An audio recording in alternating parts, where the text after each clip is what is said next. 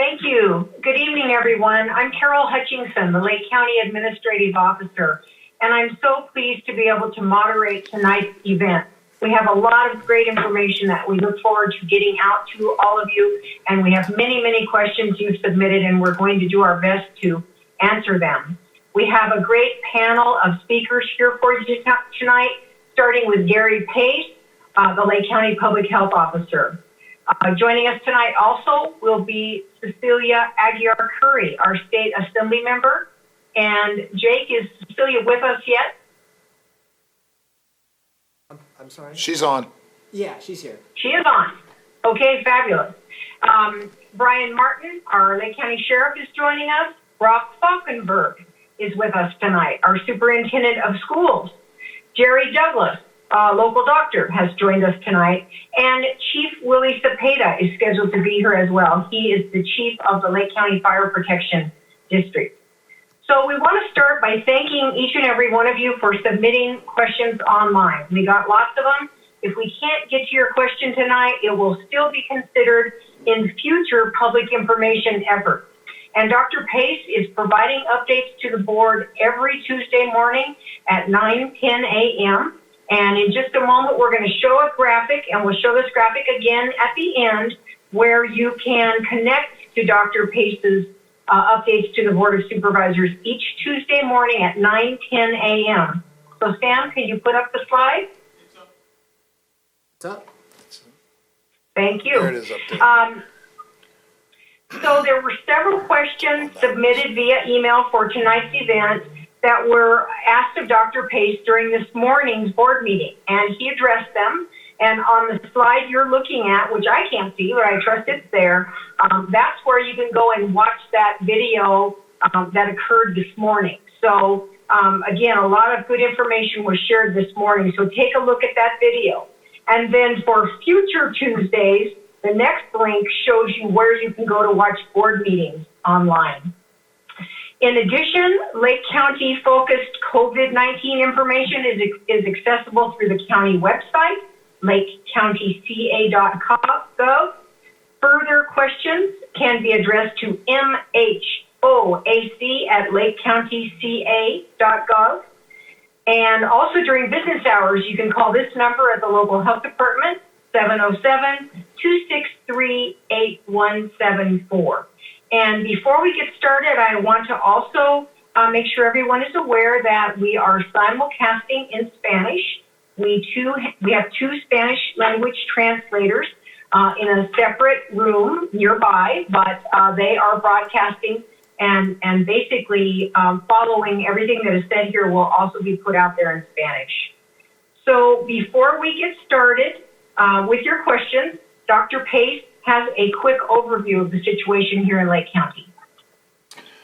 Good evening, everybody. Thank you for joining us tonight, and I really appreciate all the speakers coming in tonight and sharing their perspectives. We have a lot of really important offerings from the different people that are coming in to speak with you tonight, and we're really grateful for them coming. I mean, basically, I just want to say that we are painfully aware of all the efforts the community is. Is that it? Oh, okay. Sorry, I thought it was going.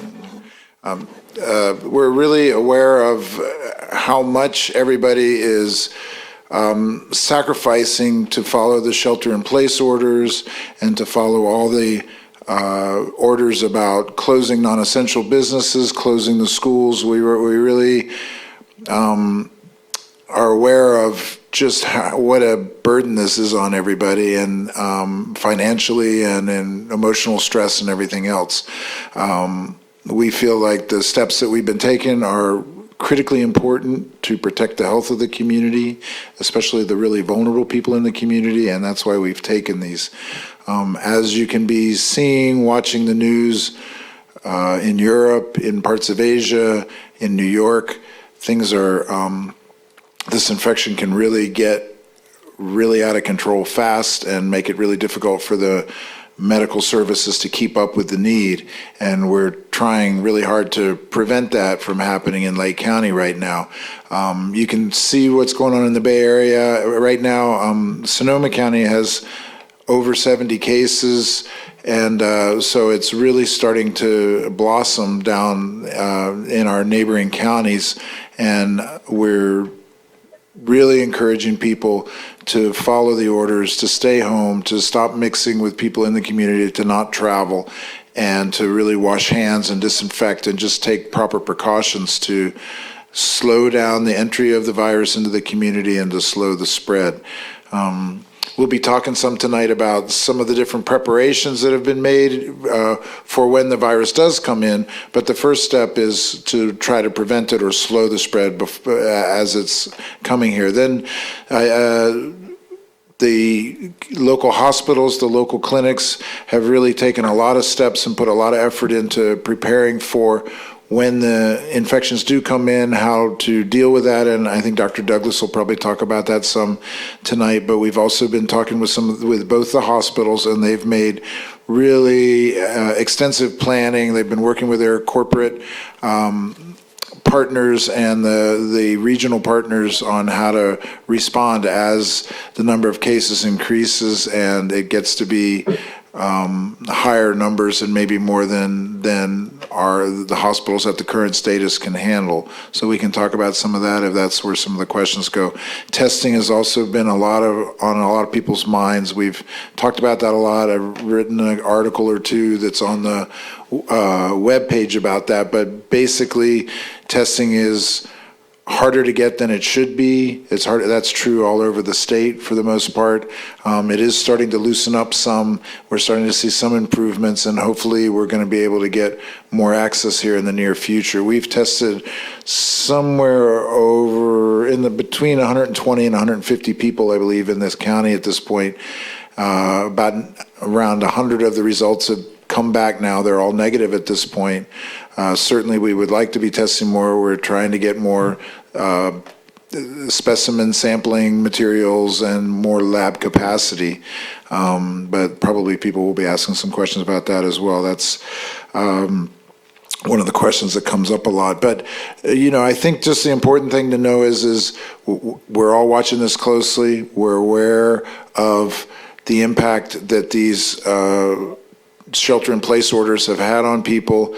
It's probably going to go on for a while, and then once we get through the worst of things, we'll probably be able to start loosening things off slowly and bit by bit as we're watching the impact on the community. But we're still probably several weeks away from that, and so I don't know, that's probably a good place to stop at this point and to open it up. We're really excited that Assemblywoman Aguiar-Curry is here to say hi to us and give us some support. And so I think that's probably where Carol's going to go next with this. Yes, that's correct. But before we do, I want to ask our technicians, I'm getting some information indicating our Granicus feed is not live. Can that be checked? And apparently we're broadcasting in other ways, but not through Granicus. If they could check on that. I'm working And so now, go ahead. sorry, I'm working on it right here. Thank you, Jake. Should we wait a minute or? I didn't want to hold up the other streams, but if you want to wait, It's fine, you can go ahead. It's just because give it me- is feeding. give me a second here. Okay, just stand by and Yeah. hopefully we'll get that feed going as well. 1 second. Sorry, guys.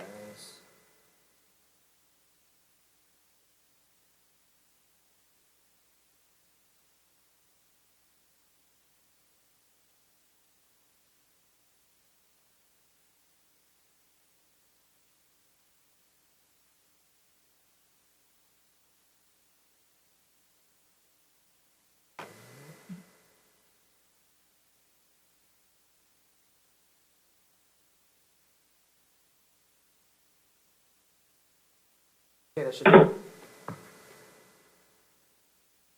Okay, I think we are good now. Run. Okay. If we continue to have problems, I do have staff that can remote in and start up a meeting in Granicus. So, in fact, they're watching now and telling me that we had the connectivity problem. So hopefully that's resolved, and if not, there is another way. So without further ado, I want to introduce our esteemed Assembly member, Cecilia Aguiar Curry, who's been out there on the front fighting for our county to be sure we get all the resources we need during this crisis. Thank you, Assembly member.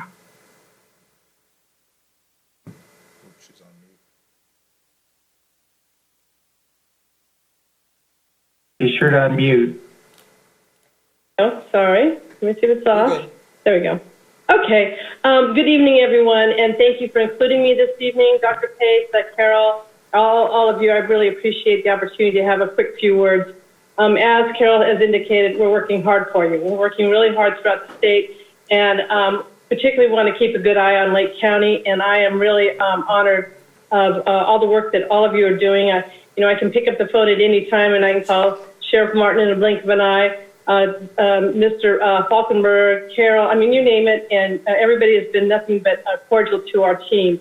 So I'm going to give you a quick overview of what we've been doing, just so you know there's a lot going on in the background. Just like any other disaster, my team's there willing and working hard for you.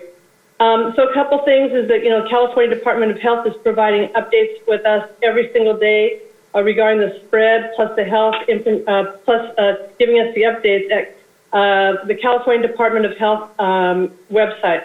So I'm going to give you a couple websites. I'll try to give them slowly for those that you want to look up, or you can always Google them. So cdph.ca.gov. You can get quite a bit of information. And quite frankly, your county is really up to speed on this. But if you have any additional questions, you always can look at the California Department of Public Health website. As of 2 p.m. On March 30th, we had 6,932 positive cases, 150 deaths in California, and that has just risen, unfortunately, this afternoon. And about 86,100 tests have been conducted. The state has created a comprehensive, constantly updated response website at the covid19.ca.gov. Again, if you Google some of these websites so you don't get confused, there's a lot of information out there. But on that particular website, it includes information on our statewide shelter-in-place and essential workers list. It gives you information on testing and treatment of the COVID-19 patients, important information on financial assistance, including unemployment insurance, paid family leave, let's see what else, paid family leave, disability insurance. EDD has been encouraging everyone who needs it to apply for unemployment insurance. Even if you think you don't qualify, there may still be benefits to you, so please, please apply. Information on the statewide moratorium on residential evictions through May 31st. Communicate with your landlord. People are thinking you still don't need to pay. You still have obligations with your rent, but if you pick up the phone and talk to your landlord, there's a good chance that they might work with you, and you cannot be evicted at this time, but you still have those financial responsibilities. So immediately, if you cannot pay your full rent due to this hardship, keep any documentation you have and consider consulting a legal aid provider for the next steps if you think you need an extension. There's 90-day grace periods on some mortgage payments and 60-day postponements of new foreclosures. If you are a small business owner facing hardship, there are also resources available to you. The California Health Corps, a new call for action that we're looking for people that are retired, healthcare providers that might be retired, or medical students that might be able to help us out during this period of time. Please consider registering to help out at healthcorps.ca.gov. 25,000 providers have applied in just 24 hours, and I want to thank all of those that have signed up already. Again, statewide response website is the covid19.ca.gov. Please look at my webpage. Google me, Assemblymember Cecilia Aguiar Curry. You'll find a lot of information. And at the very top is on the red text on my webpage, you can see all the COVID links. So it's really a good spot to go, and you just one-stop shop. I also want to commend Congressman Mike Thompson, John Garamendi. They have more information on their websites as well. Also, Senator Mike McGuire, he has information out there. And I want to just reiterate, California has done a lot to minimize the spread of the coronavirus, especially with shelter in place. We're not out of the woods yet. And from all indications, from conversations that we have, and based on the modeling, we have probably a couple more weeks, if not longer, to be sheltering in place. So please continue to limit your activities to only the essentials and stay home whenever possible to keep you safe, but also to protect those who are most vulnerable from exposure to the virus. All of my office are still working remotely. Our staff is available. You can call our telephone numbers, and they transfer into each one of my the home offices of my employees. Please call us at any time if you need any assistance during this challenging time, and please stay home and be safe. And my last thing I want to just say, we have a big thing starting tomorrow. It's called the census, and it is so important that all of our constituents in Lake County and throughout the state fill out the census. Because in these trying times, and when we're trying to get federal funding, it's based upon head count. And right now, it'd be really nice to know that the next 10 years that we'll have a good head count and good support for the county and for the state of California, but particularly for the county funding. So I want to just thank you for inviting me today. I will stay on the entire call. I also have 2 of my staffers that are on the call, and they will be taking notes and getting back to you if there's anything that we can't answer tonight. Thank you. Thank you so much, Assembly Member. And now we'll take just a few brief comments from the rest of our panelists before we dive into the questions. And we'll start with our Sheriff, Brian Martin. Thank you. I want to give a big hand to our sign language interpreter. I'm going to try to speak slowly. She's doing an excellent job there. I don't know if she's going to need a break, but thank you for being here and helping us serve. So Lake County was sheltering in place before sheltering in place was in vogue. And I think that's what led to the fact that as of today, we still have 0 confirmed cases of COVID-19, while the vast majority of the state and a lot of places throughout the nation are struggling with the impacts of this. So I want to really take some time out to thank Dr. Pace and his leadership and his very quick response in protecting our community, and also to thank the members of our community for cooperating with us while we struggle through this. It's challenging, it's difficult, it's not what we want to be doing, but you can really see the results of that throughout the country. Places that took steps like we took and took them early on are really having a much better time. I'll have more information as questions come, but thank you for allowing us the opportunity to reach out to you as a community in this format. Thank you, Mr. Sheriff. And next up, we have Brock Falkenberger, Superintendent of Schools. Well, thank you for the opportunity to present a little bit today and give you some information as to what's going on in schools. First of all, I want to say that the decision to dismiss students from school was unprecedented and dramatic, and it was very difficult to make. However, after very careful consideration of the best way to protect our students, our staff, and our community, Dr. Pace, the district superintendents, and I decided that school would be dismissed, or students would be dismissed from school through May 1st. That does not mean that school is closed. We are still providing service at our schools, and we're providing the essential functions that are required under the governor's executive order. However, the hours and days may vary, so please call to make an appointment to make sure that they're available to support your needs. 2 of the essential functions that are being performed are 1, delivering high-quality educational opportunities, and 2, providing meals to all children who are under 18. Originally, when we made the decision to close schools, we thought we'd be back at school in early April. Our teachers and staff did a tremendous job of putting in place a 3-week instructional package to support that gap.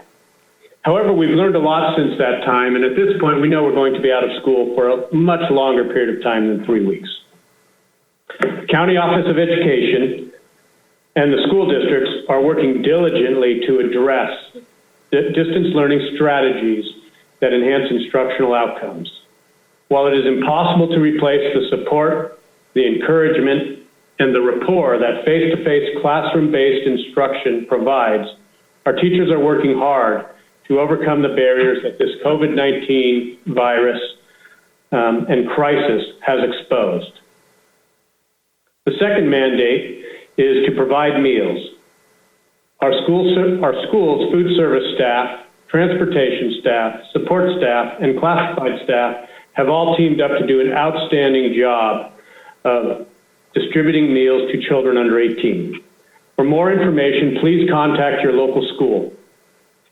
FYI, you do not need to be a student in order to receive these meals. Now, sometimes families move.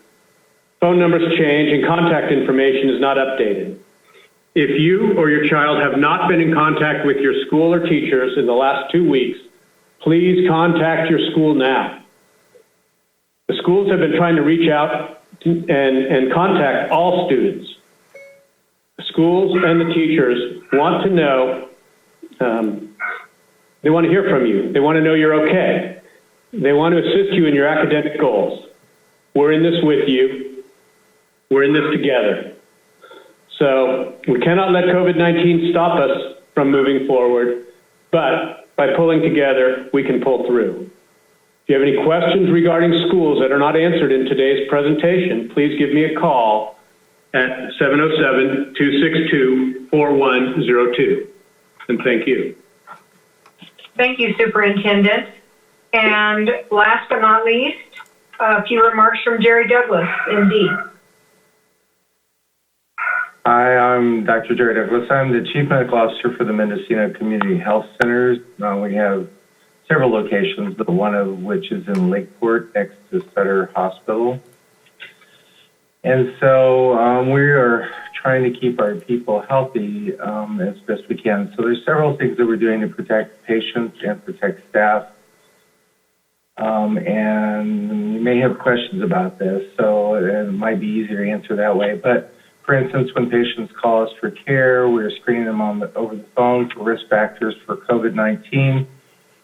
If they have high risk factors for that, we will actually see the patient in their car. We actually have done some testing in patients' cars for the virus. So far, as you heard, all of the tests have been negative. Also, if a patient comes into to the waiting room, we're screening them, asking all patients who are sick to wear masks to prevent transmission of the virus. We change the spacing of the chairs so that there's adequate distance, between each person. We also are offering telephone visits, so not everything that we do can be provided by telephone care, but when possible, we're trying to provide that care over the phone. And fortunately, some insurance companies have given us the ability to do so, at least for the short run. So if it's a problem that you as a patient might have, we can actually try to work with you over the phone. And if that's not possible, then we may have to require a face-to-face visit. But by doing that, hopefully we're avoiding people coming into the waiting room who either may be symptomatic or may have the virus prior to having symptoms. So we're kind of attacking on several sides, trying to protect patients, trying to protect our staff and our providers, and yet give good care. So lots of changes going on, and we're just kind of flexing as the guidelines and the regulations change.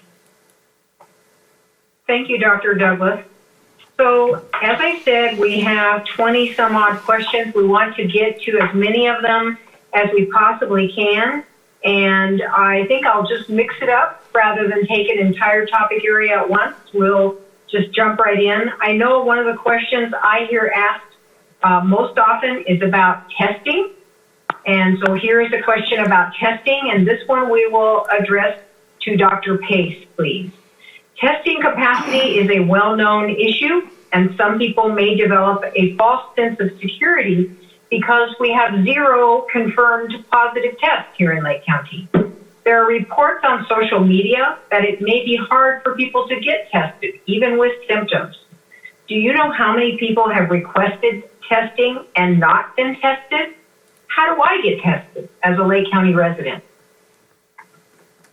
Dr. Pate. Right. So great. The whole testing situation has been extremely challenging. And I mean, in a lot of ways, I think it's basically a failure of the American medical system right now, that how we've been able to deal with the testing.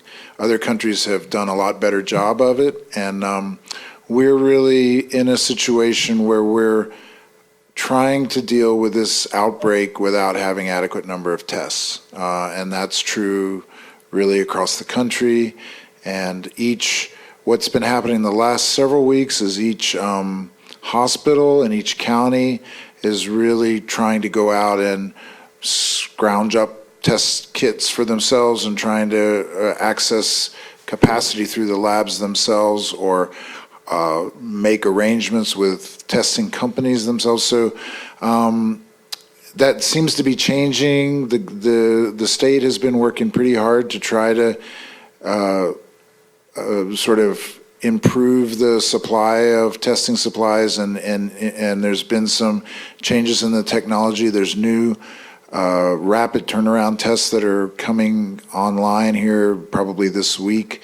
The way it's been working lately is there's two main pathways. One is through the regional public health lab, which is in Santa Rosa, and they're able to do, well, at first they were only able to do 40 tests a day. Now they're able to do about 120 a day, and they cover 3 counties, Napa, Mendo, and Sonoma County, I believe is the way it works. And then the commercial labs just came online about 2 weeks ago now, which mainly Quest is the main one that does that. They only have one laboratory that processes these things in the whole country, and they're one of the biggest laboratory companies in the country. They can do in the thousands a day, like maybe 5,000 a day now. At first there was only about 1,000 a day when they started, and so they've gotten really backed up, and it takes almost a week or so to get results.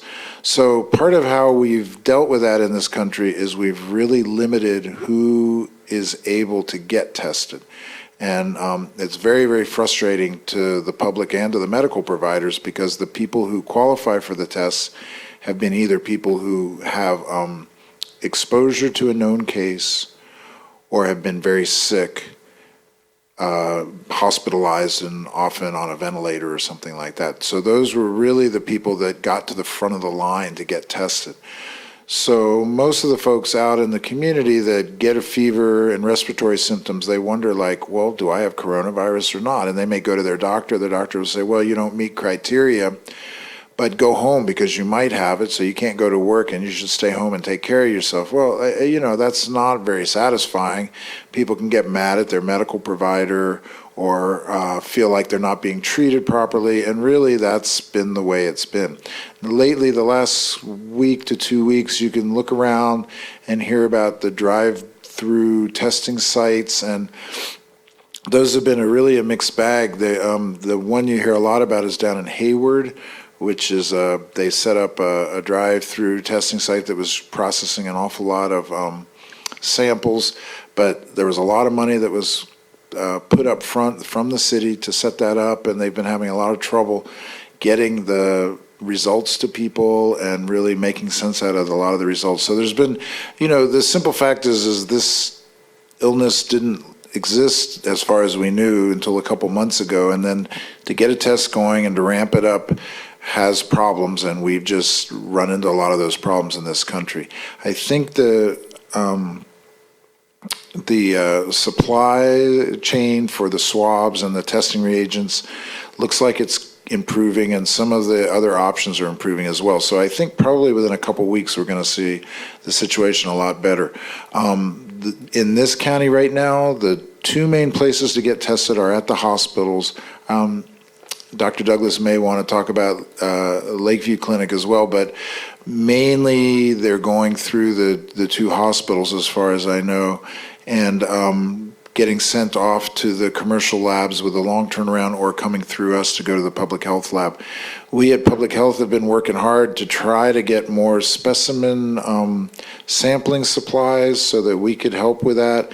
We've gotten some now, and we're going to start trying to work with the local providers to help get another pathway to get these things done, especially if they're people that don't meet the usual criteria. But we're very, very interested in trying to figure out if people that have mild symptoms are actually have the coronavirus, because that's the way it tends to start out, is this sort of non-specific fever, cough, respiratory problems, and we really want to find those people early on, test them and see if they have the coronavirus, because if they do, then we want to separate them from well people so that we can slow down the spread out there.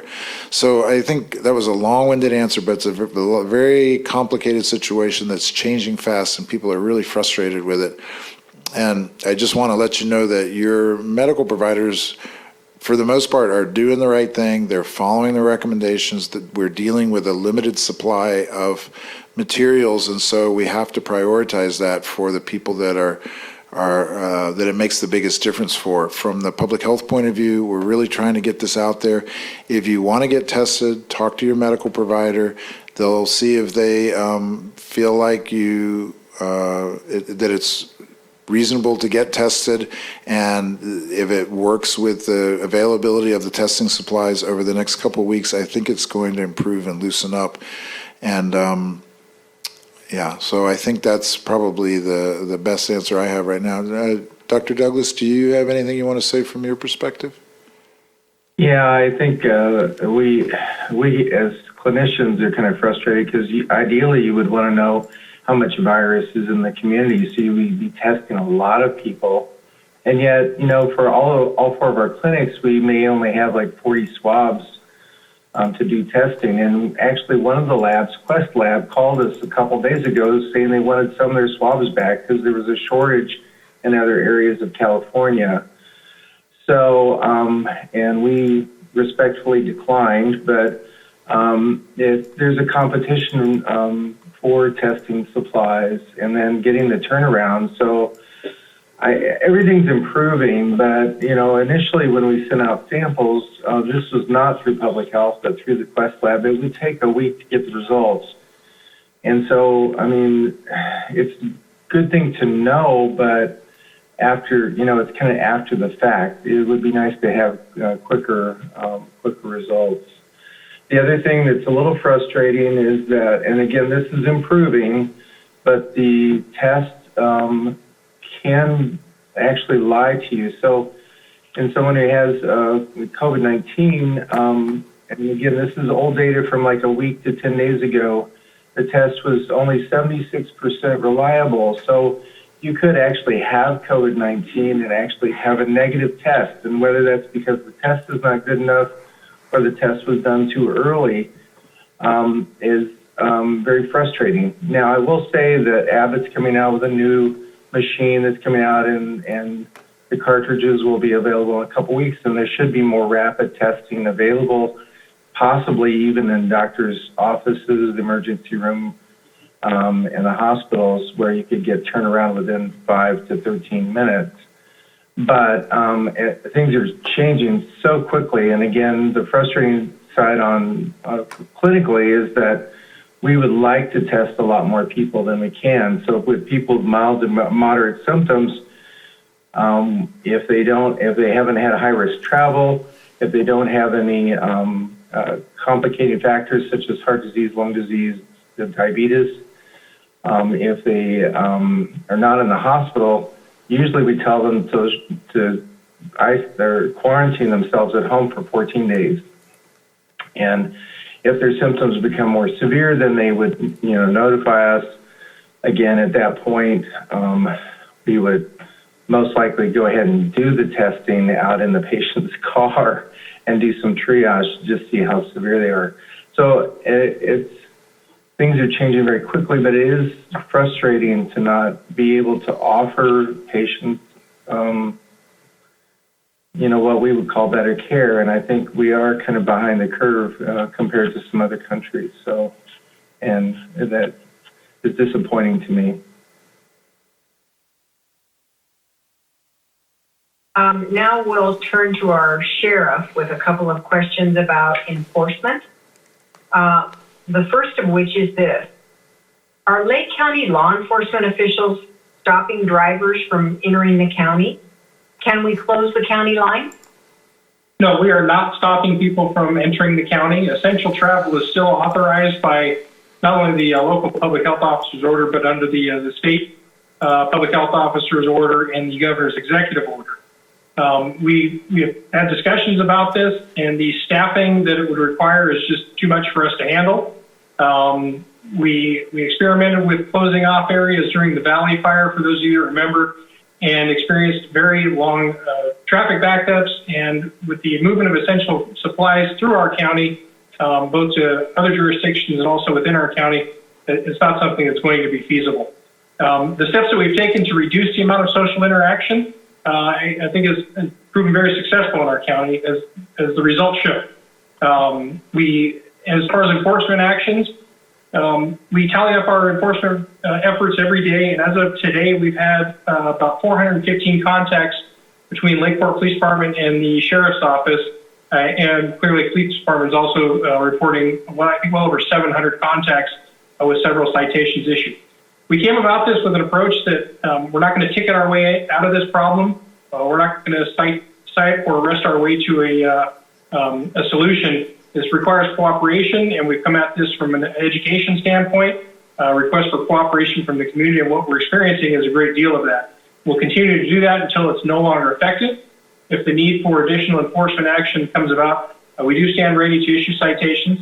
Obviously, I don't think anybody believes that they're going to go to jail for this immediately, but there is a possibility that sometime down the road, a judge might sentence you to serve a sentence or pay a pretty hefty fine. Again, we're not trying to do that. This is a community effort. It's a community response. The only way we're going to beat this is as a community working together. Thank you, Mr. Sheriff. And a follow-up question that's somewhat related to that one. A person that has submitted this question states that they are still hearing of people coming from the Bay Area into Lake County to take care of their summer homes. They're not self-quarantining, and they are moving freely throughout our community. What can be done about that? If the shelter-in-place orders still are in effect, we recognize that Lake County is attractive, particularly during the summer, even when other areas aren't dealing with issues like coronavirus. And when we're essentially advertising that we're coronavirus-free, it's even more attractive for people. So we recognize that, and with input from several entities and stakeholders, the public health officer issued a ban on basically vacation rentals. He did not enter, and I don't know that we could legally do that, create a ban against people from occupying their own homes, whether they're vacation homes or not. So we still do have people that are coming up. They should be homeowners only. And when they get here, they still are bound by the shelter-in-place orders, which also include the closure of the lake for recreational boating. So we've seen a decrease. There's a website out there. I don't have it off the top of my head, but I'll share it on my Facebook page later on, that really shows how every jurisdiction throughout the country, and in particular here in California, is abiding by the social distancing and the limiting of movement. It's a phone company. There's people out there going to have Big Brother conspiracy theories out there, and this will probably add to it. But they check the movement of cell phones in different areas. In Lake County, and they score them on a A through F scale. Lake County is scoring an A on the amount of effort that we're seeing in the reduction of movement by way of tracking cell phones. So our efforts, there's not a perfect cure for this. There's always going to be people out there that don't follow the rules. We have seatbelt laws, and you see people out there that don't wear their seatbelts. We have bike helmet laws. We see people out there that allow their children to ride bicycles without bike helmets. So this isn't a situation where we can take enforcement action on every single situation. During a good time, our resources are thin. We are trying to manage our workforce to prepare for our own employees being exposed to coronavirus. They're a very high-risk group. We interact with people on a daily basis, probably second to healthcare workers. We're one of the highest groups that are susceptible and vulnerable to exposure. So we really want to manage our workforce and only deploy them and have them take enforcement action where it's critical for public safety. with that, I heard somebody mention that the death toll had increased. I want to bring a moment to acknowledge that Santa Rosa Police Department lost a police officer today, a 43-year-old veteran, due to complications from coronavirus. So this is a reality for us. We take it seriously. We want to make sure that our workforce is available to serve you to the best of its ability. And in doing so, we also ask that the public help us as much as they can. Thank you, Mr. Sheriff. And so this next question I'm going to direct to Dr. Pace. Dr. Pace, we're starting to see layoffs and struggling businesses that will likely go under. How long is the shelter-in-place order likely to last in Lake County? Well, we simply don't know. This is really new territory for us. We've not had this kind of experience ever before that in our lifetimes. And I think a lot of what we're trying to do is pay attention and watch what's going on in other parts of the world and other parts of the country. Like the sheriff is saying, we're starting to see that we've actually really slowed down the mobility and the social interaction in the county, and there's starting to be suggestions that that's really saving lives. So if you watch, people are starting to compare like San Francisco and LA, and because the governor and because a lot of the counties here really moved quickly in trying to slow down the social interaction and put these shelter-in-place orders in place, they think that we're seeing some improvement in the curve and that we're not seeing the huge surge of illness and hospitalizations and death. They actually are starting to correlate how well areas do with decreasing the social mobility and the travel and how much lower the need is for ventilators in that community over time. So it's I think we're probably going to see some real impact, and this is really the tool that we have to use at this point to prevent illness and death. I don't think it's going to be 100%. It certainly isn't, in other areas, but we can try to have it at a manageable level. So all that being said, the concerns are of releasing these orders too early and then seeing a surge of illness and severe problems following that. So we're going to be watching the other areas. We're going to, hopefully as we get these tests in better, more available, as we get some of the other ways that we can target people more and protect the most vulnerable people more by using tests and using isolation strategies, we'll be able to loosen up some of the restrictions and get back to a little more normal activity. I think probably what we'll be seeing is things won't be fully normal for months, but we may be able to, for example, get the kids back to school or get some businesses open that are able to adhere with some of the restrictions better than others. Like an example is, when we first put the order in place to do the shelter-in-place order, we were trying to allow the lake to stay open for local people. And so we came up with these strategies to try to have the local boaters be able to go out on the lake, but the people coming from out of the area not be able to go up, and so that way they wouldn't be able to come. But of course, that's impossible to enforce. And that weekend was not this past weekend, but the weekend before, the lake was packed. The parks were packed, and that's exactly the wrong thing to have happen at this time. And so we ended up having to just shut everything down. And so hopefully in time, as we learn more and as we get more testing available and as people kind of understand better what's going on, we'll be able to selectively back off without having these problems that come through from it. So, we're hoping to be able to work with the businesses and with the schools and everything in time to be able to gradually loosen these up without having the problems come back to haunt us later. So, Thank you, Dr. Pace. Carol, this Yes. is Cecilia. Sure. I just wanted to back up. Dr. Pace. We just spent a meeting this morning with our Dr. Galley, and we had the conversation about the surge and the stay-at-home order, and we asked how long we would be out. And based upon modeling, and they said there's a lot of people doing different modeling, taking different information, but it does point to the same issue. And the issue is that there will be a swell of new people getting the coronavirus, and then we'll probably be out for a longer than we had all anticipated. But they are really attributing, they have seen a change of 5 to 10% of the curve going down, which is good. And that's what we were aiming for. So it's going to take some more time for all of us to have that stay in order in place and people to follow it.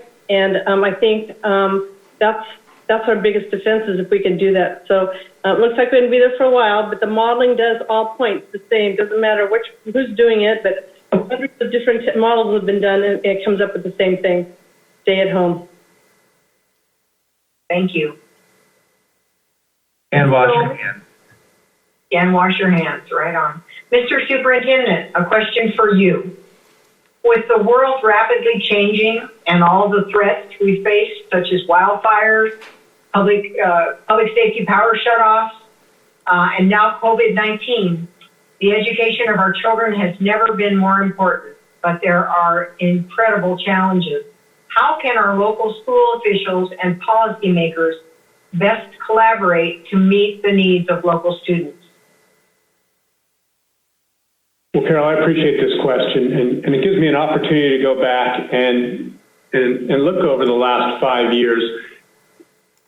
Cumulatively, across this county, we have closed schools prior to the COVID-19 crisis for 174 days. That's 6 days short of a school year. So our graduates of today may not have completed a single full academic school year while they were in high school. So that's a pretty significant number. I think if we kind of take this crisis that we are experiencing today and we spin it a little bit and we look at it as a windfall opportunity to really look at how we're delivering instruction, how we're delivering academic expectations, how we're reaching out to families to support growth. We can grow from this opportunity. We can learn from this opportunity so that we're better able to support in the future students who may not be able to come to school on a regular basis or for emergencies that prevent us from having students report to school by addressing stronger, more meaningful online and distance-based learning opportunities. Thank you very much. And so the next question I'm going to direct to Dr. Douglas. The person says, I am 72 years old and in good health. Is it okay to go out to the grocery store and shop for myself? Or would it be better to find someone younger to do my shopping? And a related question, what sanitation practices should be followed in stores or home delivery to isolated individuals? So it's a good question. I mean, being over age 65, that alone is a risk factor, even if there are no other health problems. If you have someone who can get, groceries for you, that would be awesome. As far as, safe shopping practices, or if you have a delivery, the main thing is good hand washing. So, going to the store, the bars and the carts should be sanitized. Try to touch as few things as you can, which is hard to do, especially avoid touching your face. As soon as you get home, wash your hands. Supposed to wash for 20 seconds, with soap and water, or you can use the alcohol sanitizer if you can find it. I kind of like liquid gold these days. If someone delivers food to your house, you can graciously accept it. You would avoid, try to avoid skin contact, try to keep the distance as much as possible. And then again, wash your hands. The The virus is thought to be transmitted mainly by droplets in the air, which is coughing and sneezing. That's why 6 foot of distance is usually considered very helpful and effective.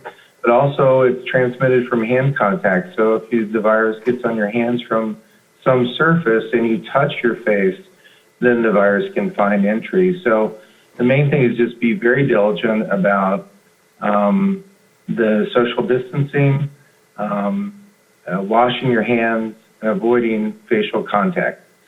And those are probably the biggest things you can do to minimize your exposure. Thank you, Doctor. Can I jump in, Carol? And now a question for our Assembly member.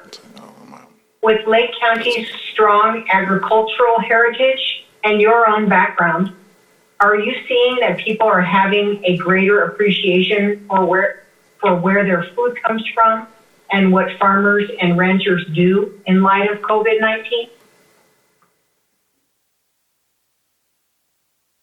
Absolutely. Our local organic growers are doing their CSA boxes. They're selling off the shelf. Their subscriptions have increased. I think that there's no doubt about it. People are really understanding agriculture even more. We've got quite a few phone calls, which doesn't surprise me, is that some of our farm workers are very frightened to go to the fields because they're afraid that they're going to get pulled over.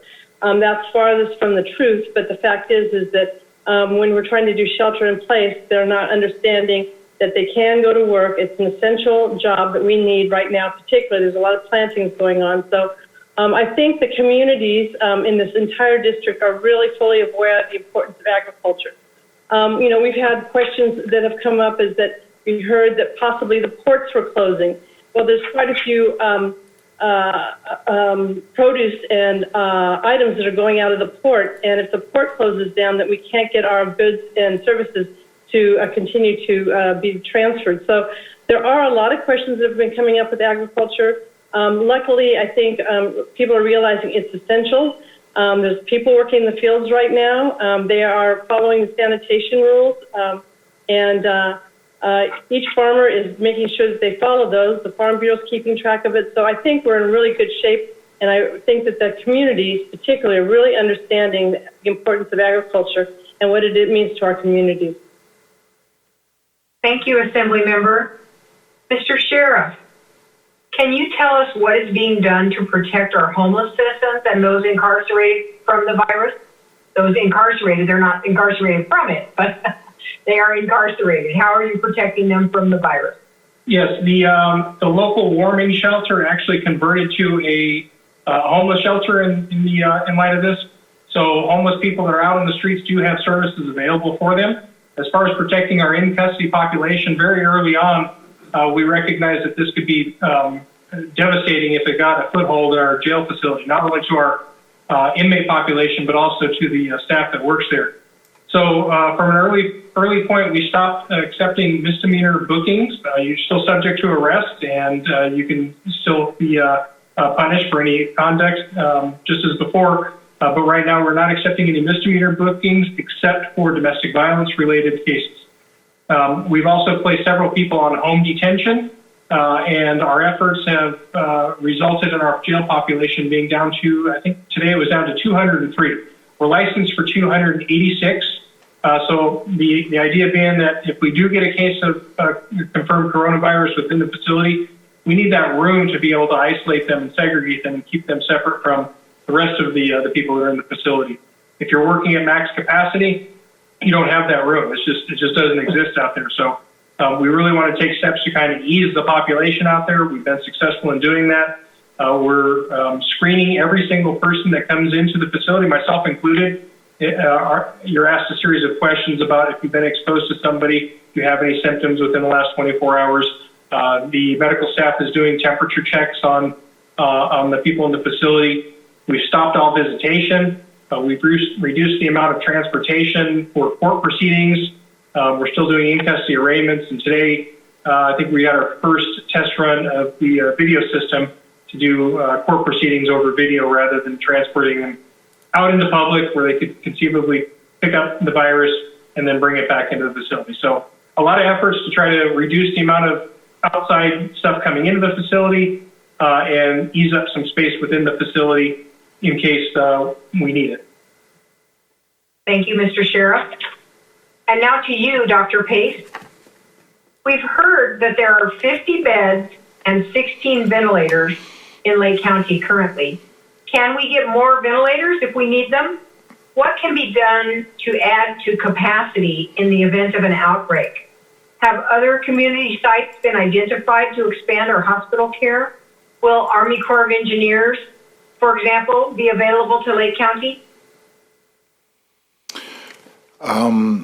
So there's a couple. The first step that we've been really trying to do is what we've been talking about a lot, the shelter-in-place orders, to try to prevent the virus from coming in and slowing its spread, because this is a way to, they call it flattening the curve. If people have seen that in the newspapers and things, it's a way of preventing the surge from getting too high to exceed the capacity of the healthcare facilities to manage the cases that are coming in. So this is what all the strategy that we're talking about here is really about, not stopping the virus from coming in altogether, but just slowing how much it spreads so that people get sick at a manageable level that the healthcare facilities can manage it. So that's one part of the strategy.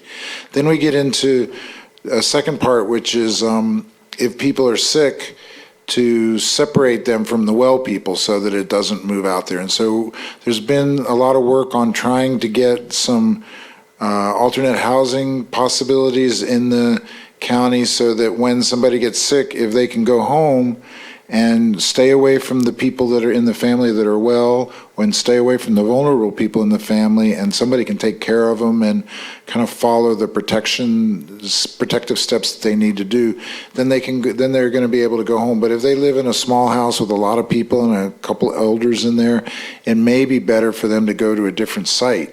So we've been working on trying to find some hotels that might work with us, or some campgrounds, or some other things in the community where people can stay, and we can work with feeding and providing care there while they're sick, but not sick enough to be in the hospital, and so that they can get better and not spread it to the rest of the community.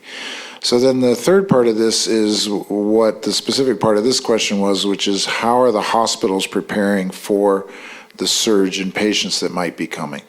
Right now, both the hospitals are designed to be what they call critical access hospitals, which mean they're capped by the state to only have 25 beds. So Sutter Lakeside has 25 bed capacity, and Adventist in Clear Lake has a 25 bed capacity because of the model of the current healthcare system. Basically, people come in and they get care. They get good care here too. The medical community is very dedicated here and really trying to do the right thing. But part of the idea is that most of the specialty care or more complex care is done in regional hospitals, and so these smaller rural hospitals tend to ship their patients elsewhere, so they keep it at a certain size to facilitate this flow to the regional hospitals. But what might be happening here is some of the regional hospitals won't be available because they're going to be overwhelmed with the infections in their own community. So these hospitals are making plans to be able to increase their capacity. And we just had a long conversation with the folks at Sutter Lakeside today where they were going into a lot of detail about their plans, and they're really doing a lot of work on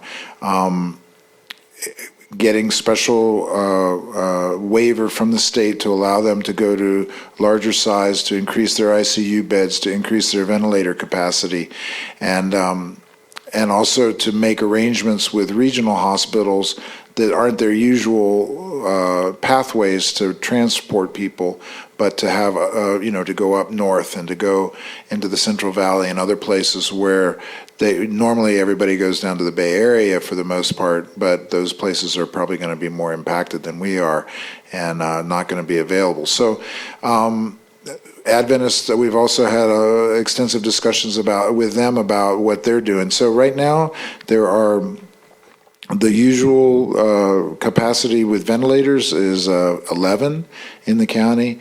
That can surge to about 16 to maybe 18 at this point with what the equipment we have in the county.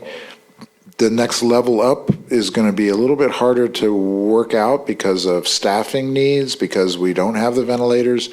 To get ventilators in here at this point is a huge capital outlay. We may be able to do that when the surge is hitting. We can go through our pathways like we do during the fires, which is to reach up to the region and reach up to the state to try to get some in when there's a need. You can see in other parts of the country they're having some challenges with that when the situation gets bad. But those are some of the strategies that are being done. The other thing is the state is doing some big planning, like Assemblywoman Aguiar Curry was mentioning, that this sort of modeling. And so the governor's been very interested in modeling the projections of the possible cases and the capacity of the state in terms of beds and ventilators. And they've recognized that there's a gap there if the virus really takes off. And so they've taken some real steps. There's a ship that just landed in Los Angeles, I believe today, that has 1,000 beds in it that's going to be extra capacity.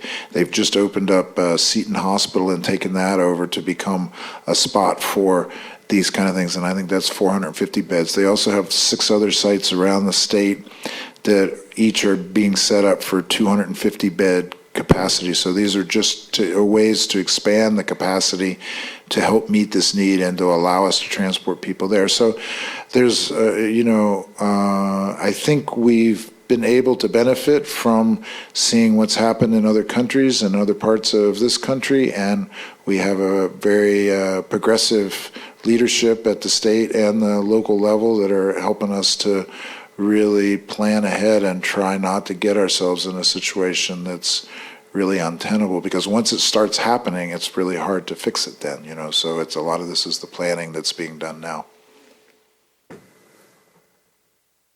Thanks, Dr. Pace. And now, Dr. Douglas, to you, a couple of questions about how an individual can protect themselves. First of all, how can I protect myself from exposure? When is it appropriate to wear a mask? And in addition to that, can I visit my friends? Can I go over to their house as long as we follow the 6-foot social distancing guidelines? So I think the most effective ways of, preventing exposure to the virus is the social distancing. And then, again, good hand washing and avoiding touching your face. It sounds like simple things, but they really do make a big difference.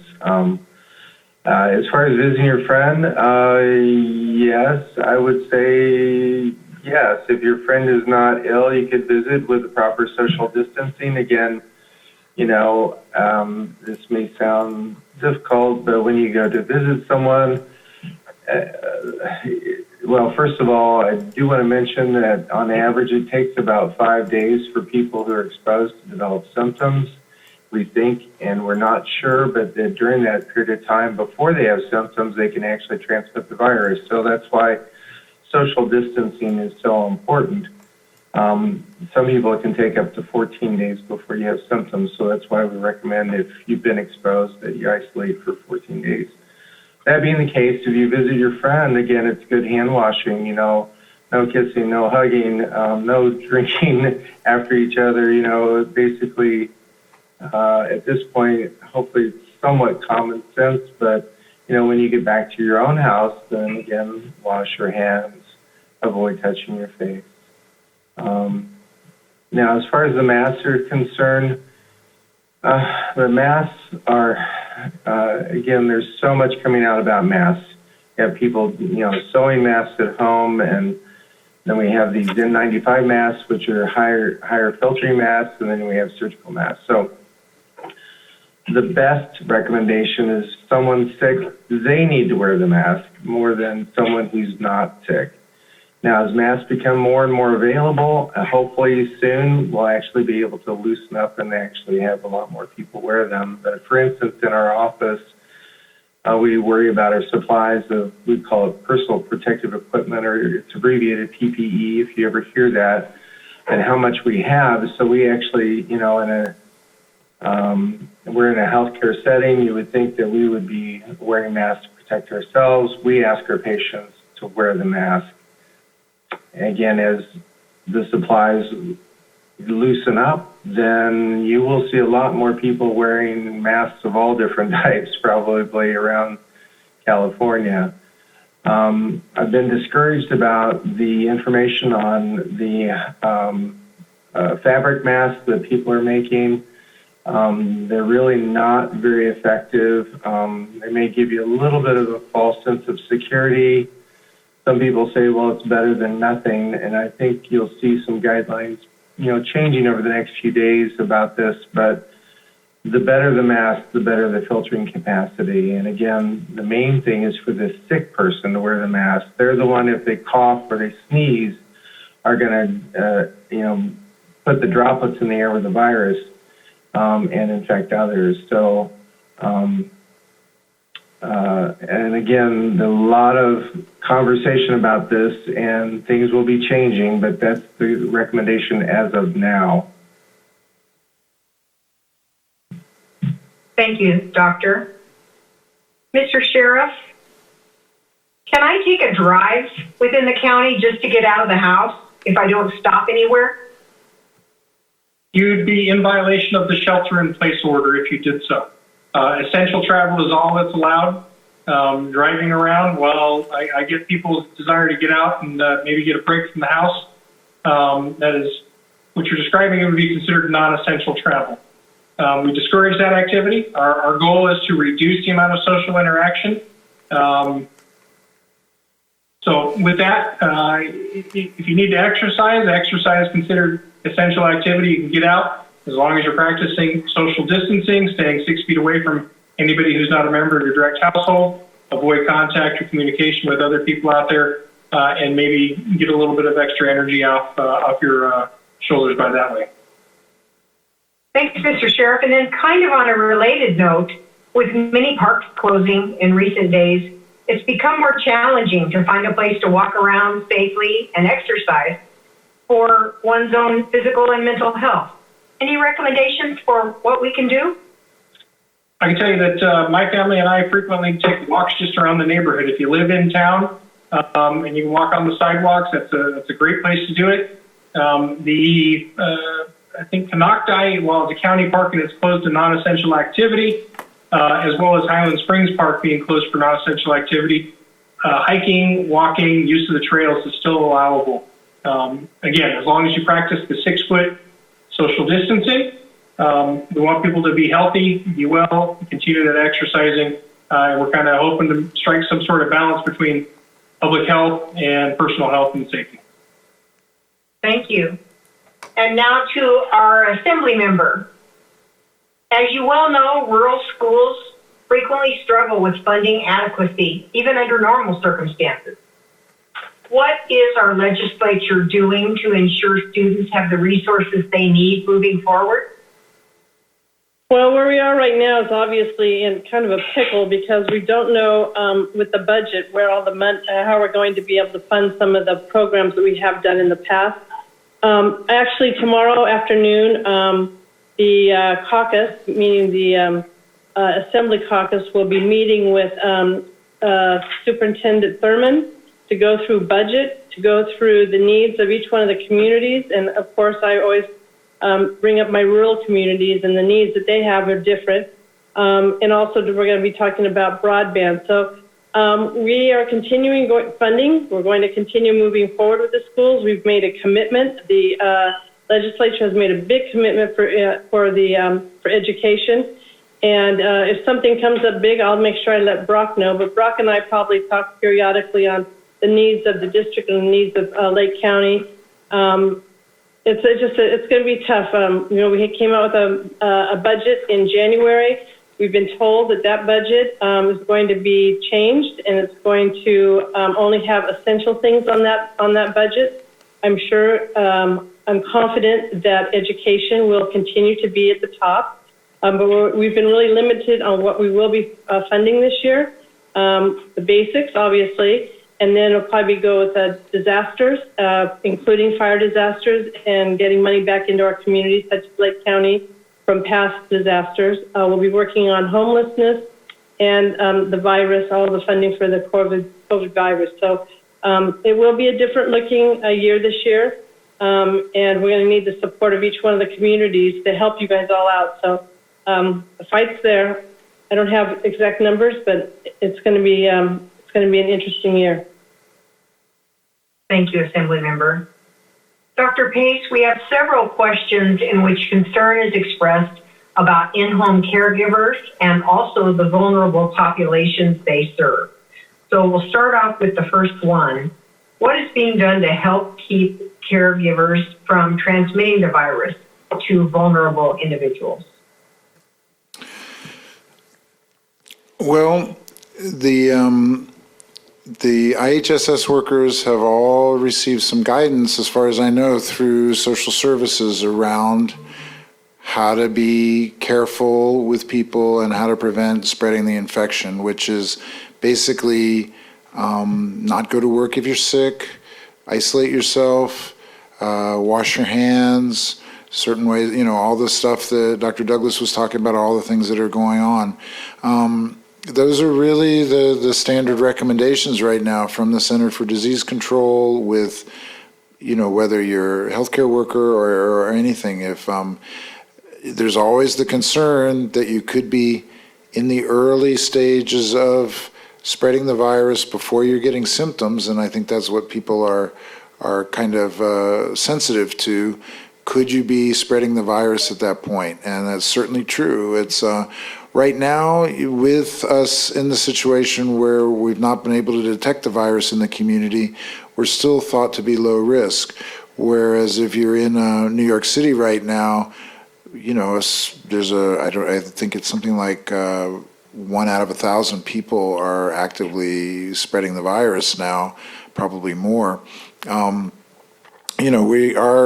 The prevalence here is much lower, so it's, for the most part, it's probably safe if you're not having symptoms that you're not spreading the virus. That will change, and there's starting to be, like Dr. Douglas was saying, there's starting to be more interest in potentially everybody that's a caregiver wearing a mask, certainly being really meticulous about washing your hands and not coughing and sneezing on people is important. And it's, again, this is, we don't have kind of great answers for these things. It's really, we're trying to balance the impact on people's lives. These people that have caregivers need some help. And so how do we provide that help for them in as safe a manner as we possibly can? And that's by taking these really common sense precautions at this point. More testing wouldn't even necessarily help that, because we probably are never going to really be testing asymptomatic people.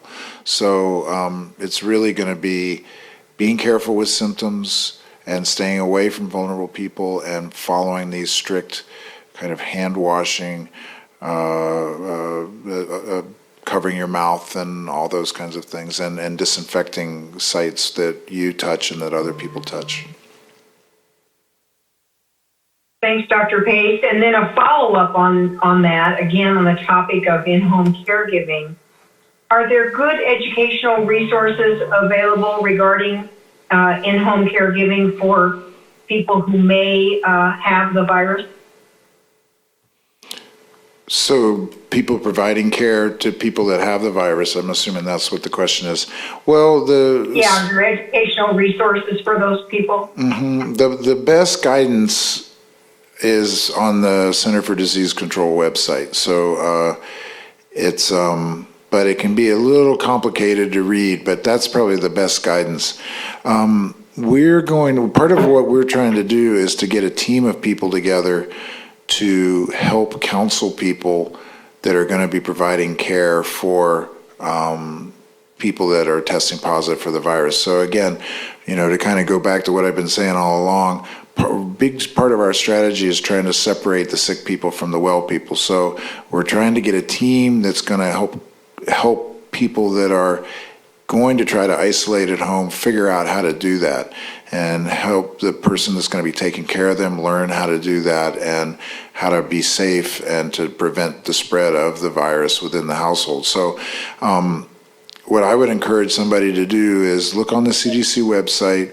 If you don't get what you need there, contact us through some of the options that Carol was mentioning before. There's an email and there's also a telephone number that you can call. So if you have a question about that, please contact us. If you or somebody you care about has COVID or you're concerned that they do and you're worried about that, please contact us. We have a team that's trying to get the information together to help you do that. It's complicated. It's not an easy thing that's obvious and that you can read a complicated thing from the CDC website to know what to do. But we can, what we're trying to do is to get some volunteers together that we can train, that they can go out and help a family think through this. So that brings me to one of the points I wanted to make tonight is we're really interested in getting volunteers that would help us as a community take care of each other during what's coming. We have a very limited staff at the health department, and what we're hoping to do is to get mobilize a volunteer network of people that will take care of each other during this. And so if you write to us at the email that Carol was mentioned before, and I think she's going to put it up again before the end of the night, or just go to the Lake County Health Department website and follow that email in through there and let us know that you're interested, or if you have a community organization that might be interested. Some of this could be done by the phone, and we're also looking for people that can help actually provide care for people or go to the house and talk to them, and with some training. So we're very actively looking for those kind of folks right now that have interests and skills that would be willing to support the community members during this. Thank you, Doctor. Carol? Go ahead. I just wanted to remind everybody, yesterday the governor announced his new initiative, California Health Corps, and it's a new call to action. It's looking for volunteers and providers that might be retired, people to help medical staff in the facilities, things for therapists. So there is something set up currently, and I will make sure we send that over to Dr. Pace to make sure that you guys have that. But it's for volunteers you may already have in your community that could help out in these trying times. So we'll make sure we get that information over to you. Thank you, Assembly Member. So during the update Dr. Pace provided to the Board of Supervisors today, which, as I said at the beginning of tonight's session, that you can go watch the entire video, and we'll show you the slide with that web address again when we finish. There was a lot of talk this morning about the closure of the lake, and it was really addressed in depth. But for those that might have missed it or don't have time to go watch the video, kind of a follow-up question to that for Dr. Pace. Lots of questions from people who regularly use the lake for recreational purposes. What risks are we trying to limit by prohibiting the use of public waterways? Is this a common restriction in California? So just to emphasize, the goal here is stopping travel and stopping mixing of different groups of people. What we're really wanting to do is have people stay home with their family and not be going in and out and connecting with other people who have been around other people and then coming back to the family, especially if you have vulnerable people in the household or in the other household. So that's the goal. I would say that what we're doing here is we're kind of using a blunt object to do something that if we had more experience and more skill, we could probably be more surgical about. Because like somebody contacted me a week or so ago and said, look, I go out on the lake by myself. I'm in a boat by myself. How am I at risk to do anything here? I go off my dock, I go out, I come back, I don't have any contact with anybody. And he's absolutely right. There's no risk for that. The problem is that we don't really have the ability to chase people down and figure out if they're at risk or not. We sort of tried to do that. The lake got packed with people. People were coming up from the Bay Area. People are out on the parks. People are on the docks. Everybody's kind of handling things, and that's how things spread. And we're going to lose lives if we do that. The lake is great. It would be really good for people's mental health to be able to be out there. I know that this is something that's very profound here for people in the community. A lot of the native folks have long relationships. A lot of the longtime residents here have, this is why you're here. And so to take this away is a big deal. And like I say, we sort of tried to do it in a little more stepwise way, and it didn't work at all. And part of what we've seen is by shutting down the lake and really kind of pretty much shutting down all the hotels and vacation rentals and anything that would allow people to be traveling in and out of the community, it's really shifted things around, and it seems to be a lot less activity. So I think probably more to the point is, will we be able to loosen it up at some point so that these activities can go? And, I think we're just going to have to see how the virus unfolds in the neighboring counties, how we would be able to manage that in some ways. We're going to have to get creative, and we're going to have to enlist the cooperation of the community to figure out ways to do this. But at this point, I feel very clear that we're taking these strong steps to try to save lives, and I'm sure it's making people uncomfortable and unhappy in a lot of ways, and I don't know any other way to do it right now. So. Dr. Pace, would the same rule of thumb apply to our local golf courses? For example, one person is asking, could Hidden Valley Lakes Golf Course be open to residents of that community only? Well, again, it's we're sort of having to weigh out the community good versus the individual good, and the kind of individual needs and desires versus the health and well-being of the whole community. And I think really what we're asking is for people to make some sacrifices to help protect the people that are older and that are have some underlying chronic illnesses, or like Sheriff Martin mentioned, the officer in Sonoma County. I hadn't heard that yet. That's, to sacrifice for a couple months to try to prevent some of these things, I think is really what we're kind of encouraging people to do. And we don't have all the answers, and maybe it's not, maybe all this isn't necessary or isn't going to work. We don't really know, but these are the tools we have. This is the best we can do. This is watching what's going on around the country and around the world. The people that seem to be the most successful are the ones that really dampen down all the activity. And I'm sure there's a way to go out on a golf course and play and not spread the infection, but I don't know that we have a way to enforce that everybody understands what needs to be happening. I mentioned this earlier today, but there's a article in some of the newspapers about a choir in Washington State that has like 120 people in it. They've been meeting for a long time.